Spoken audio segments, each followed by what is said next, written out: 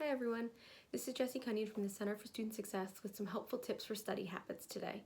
As we've moved to this remote learning environment, studying is still critical to ensure you're learning all that you need to from new materials, but also so that you're ready for assessments like tests or quizzes that might be coming up in your classes.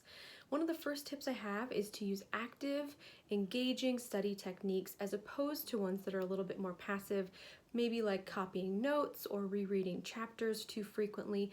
What that can do is create a sense of false fluency, meaning that you keep looking at the material so that you feel like you know it, but you wouldn't necessarily be able to retrieve that information on an exam.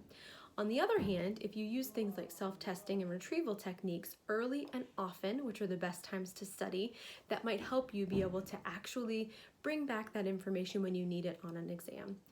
An example might be using some retrieval techniques within 24 hours of learning new material, whether that's reading a chapter or perhaps viewing a lecture synchronously or otherwise.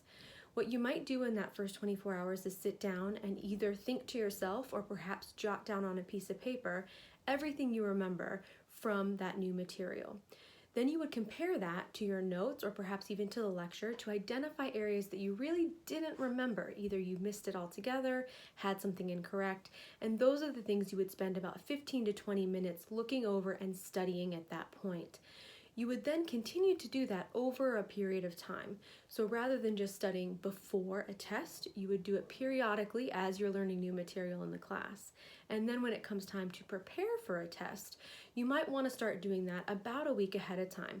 That way you can spread out your studying, which research shows helps you actually turn that knowledge from short-term memory to long-term memory, making it more likely you can actually perform on the exam.